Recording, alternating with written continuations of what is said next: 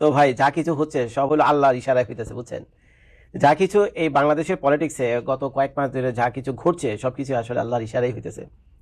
তো এখন খেয়াল করে দেখেন, ওই যে -2 বলেন না, সেনাবাহিনী সেনাবাহিনী প্লাস মঈনুদ্দিন ফখরুদ্দিনের কথা বলছি, ওই সময় 2006 সালে যখন মঈনুদ্দিন ফখরুদ্দিন ক্ষমতায় আসেন, তো দেখেন তারা কিন্তু কম চেষ্টা করেনি এই -2 ফর্মুলাকে এফেক্টিভ করার জন্য। যেমন খালেদা জিয়া এবং তার পরিবারকে পলিটিক্স থেকে দূরে রাখা, ভাইদেরকে মেরে ফেলা, শেখ হাসিনা এবং তার ছেলে জয় তাকে মেরে ফেলা বা পলিটিক্স থেকে দূরে রাখা, বুঝছেন? কম চেষ্টা করেনি, কিন্তু কোনো কারণে হয়নি, কারণ আল্লাহর ইচ্ছা ছিল না। আমরা যারা ধর্মে বিশ্বাসী তারা তো এরকমই মনে করি, আল্লাহর ইচ্ছা ছাড়া কোনো কিছু হয় না।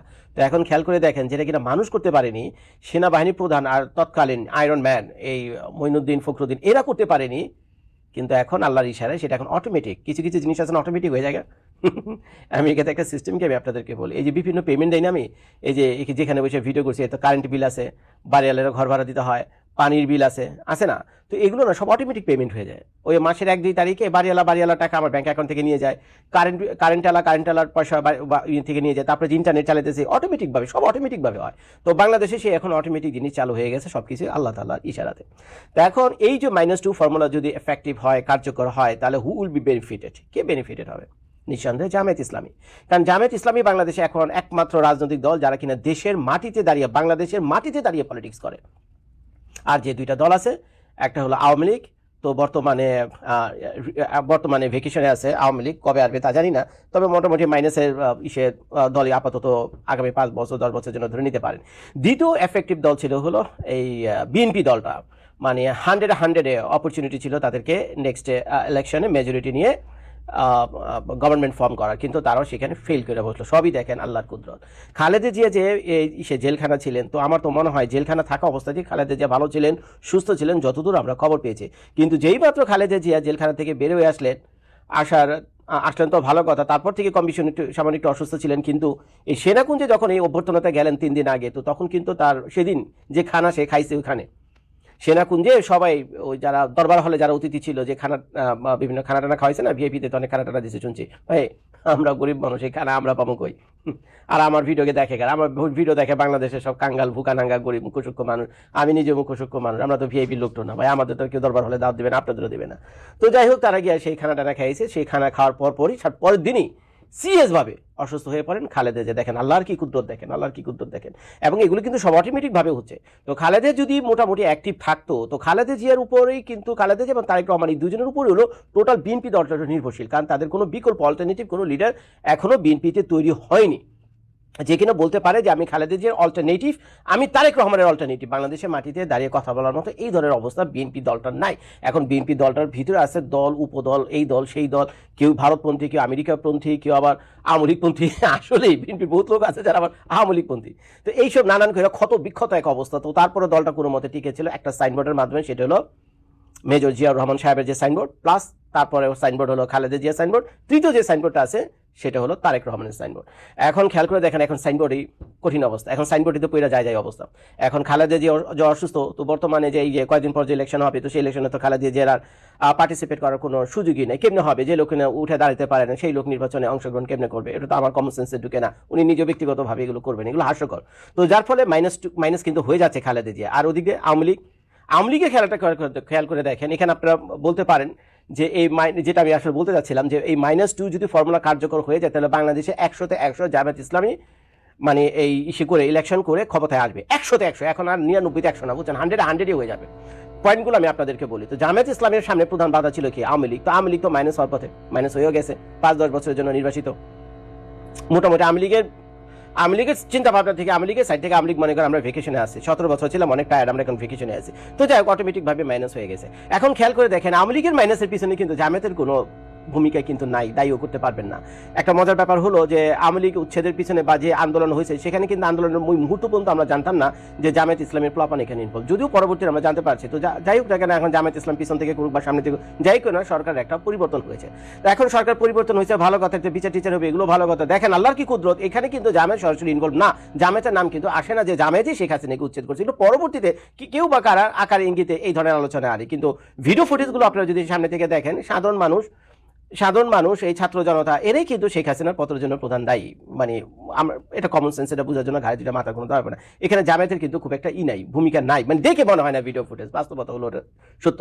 এখন চিন্তা করেন, এগুলো কিন্তু আল্লাহরই কুদরত, এগুলো কিন্তু আল্লাহর কুদরত, এবং যতগুলো ঘটনা ঘটতেছে প্রত্যেকটা ঘটনা জামায়াতের পক্ষে যাচ্ছে। তো দেখেন, জামায়াতকে আর আওয়ামী লীগের বিরুদ্ধে লড়াই করতে হয়নি, আওয়ামী লীগের বিরুদ্ধে ছাত্র জনতা লড়াই করে জামায়াতের চিরশত্রু আওয়ামী লীগকে বাংলাদেশ থেকে বিতাড়িত করেছে। তো ভালো কথা করেছে, তো একটা তো মাইনাস হয়ে গেছে জামায়াতের সামনে। তো জামায়াতের সামনে নেক্সট যে চ্যালেঞ্জ ছিল সেটা হলো এখন বিএনপি। এখন বিএনপি নিয়ে কি করবে?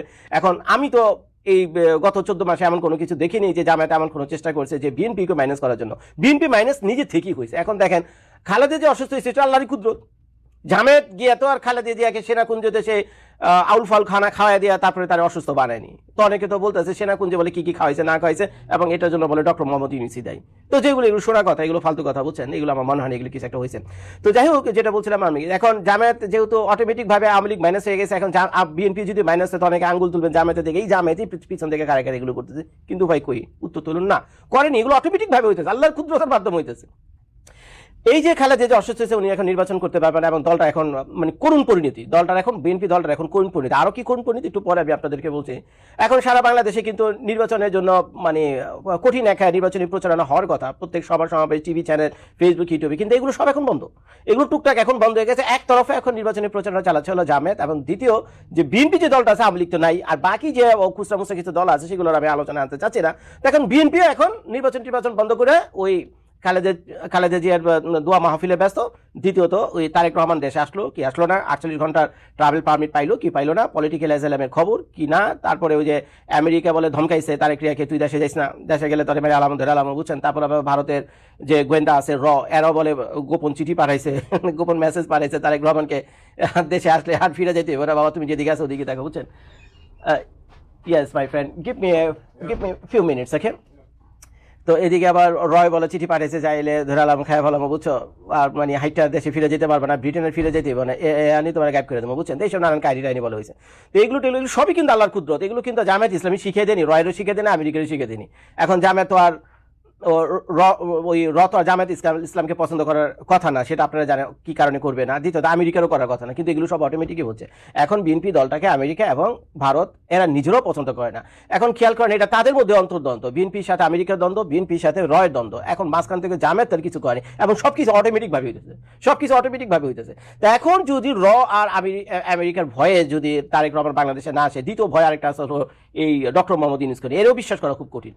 ইন্টারন্যাশনাল মাল তো, বুঝছেন, একেও বিশ্বাস করা খুব কঠিন। এখন কেমনি কি তা তো আমি জানি না, তারাই বলতে পারবে। যেটা ওইলো কিছুদিন আগে আমাদের তারেক রহমান সাহেব তার ফেসবুক স্ট্যাটাসে বললো না যে আমার দেশে আসা বা না আসা আসলে আমার উপর নির্ভর করে না, নির্ভর করে হলো তৃতীয় শক্তির উপর। তো তৃতীয় শক্তি বলতে কাদের বোঝাতে, এদের কি বোঝায়, তাই না? কারণ ভারতের ইশারা ছাড়া বাংলাদেশের কেউ বুদ্ধিতে বুঝতে পারবে না, এটা সত্য। বাংলাদেশের পলিটিক্সে ভারতের একটা বিরাট প্রভাব রয়েছে, দ্বিতীয়ত রয়েছে আমেরিকা, এটা সত্য কথা। তো এই কাহিনীর ভিতরে পইরা যদি তারেক রহমান বাংলাদেশ আসতে না পারে, তাহলে এখন দেখেন ওদিকে খালেদা জিয়া অসুস্থ, বিএনপির তার অস্তিত্ব রইল না, তাই নির্বাচন করবে কারে নিয়ে, কার নিয়ে নির্বাচন করবে? তার মানে তাদের নির্বাচনী প্রচারণায় ভাটা পড়বে। আর ওদিক দিয়ে কি হবে, জামায়াত ইসলামী ধীরে ধীরে আরো সুসংগঠিত হবে, এবং হচ্ছেও। তো জামায়াতের সামনে তো কোনো বাধা রইল না, এবং জামায়াত এর জন্য দায়ীও না। আওয়ামী লীগকে যে নিষিদ্ধ করছে জামায়াত, ইসলাম কিন্তু লোকজন কিন্তু ছাত্র শিবির বা জামায়াত কিন্তু রাজধানীতে খারাপ আন্দোলন করেনি, এই আওয়ামী লীগকে নিষিদ্ধ করো, আওয়ামী লীগকে নিষিদ্ধ করো, ছাত্রলীগকে নিষিদ্ধ করো। আওয়ামী লীগ জামায়াত এগুলো করেনি, করছিল এনসিপি আলা। দেখেন আল্লাহর কি কুদরত, দেখেন করছে এনসিপি আলারা, আর নিষিদ্ধ করছে হলো ডক্টর মোহাম্মদ ইউনূস। কিন্তু মানে এর বেনিফিটেড যে হবে, যে বেনিফিটটা যার কাছে যাবে, যে অটোমেটিক ভাবে এগুলো হচ্ছে হলো জামায়াতের কাছে। জামায়াতকে কিন্তু আমরা জীবনে দায়ী করতে পারবো না যে আওয়ামী লীগ বন্ধের পিছনে জামায়াতই দেয়, জামায়াতে আওয়ামী লীগকে নিষিদ্ধ করছে, তারপরে জামায়াতে আওয়ামী লীগকে মানে ক্ষমতা থেকে উচ্ছেদ করছে, এগুলো আপনারা বলতে পারেন। কারণ টিভি ভিডিও ফুটেজ যা কিছু আছে, ইউটিউব ফেসবুক তো সাক্ষী আছে, ভিডিওগুলো দেখলে বোঝাই যায় যেগুলো সাধারণ ছাত্র জনতাকে শেখ হাসিনাকে উচ্ছেদ করছে। কিন্তু ওই আল্লাহর ইশারা, বুঝছেন, এই ফলাফলগুলো সব কিছু হলো জামায়াতের দিকে, জামায়াতকে কিছু করতে হয়নি। আর এই যে বিএনপি, খালেদা যে অসুস্থ হচ্ছে জামায়াতের জন্য দায়ী না, জামায়াত কি করছে, খালেদা জিয়াকে তো কিছু করেনি, তাই না? বেচারারা ওয়েলকাম জানায় খালেদা জিয়াকে জেলখানা থেকে বের করে নিয়েছে, অনেকে থ্যাংক ইউ দিয়েছে। দ্বিতীয় কথা হলো তারেক জিয়াদের শাসন, জামায়াত ইসলামী তো আটকে রাখেনি। এখন তারেক রহমানকে যদি আমেরিকার এরা যদি আটকে রাখে, আরো নানান সমস্যা থাকে, এটা এদের সমস্যা, জামায়াত তো এখানে কিছু করেনি। তো এখন যদি তারেক রহমানও নির্বাচনে আসতে না পারে, আর ওদের আওয়ামী লীগ তো নাই, তাহলে কি নির্বাচন হবে? এবার করলাম, বুঝছেন, নির্বাচন হবে করলাম, জামায়াতের সামনে কেউ নাই, টিকবে না, একটাও টিকবে না। So Jamaat is coming as a ruling party in future Bangladesh, বুঝছেন, বলে রাখলাম, কাগজে লিখে রাখেন। ভিডিওটা দেখার জন্য সবাইকে ধন্যবাদ। সালাম।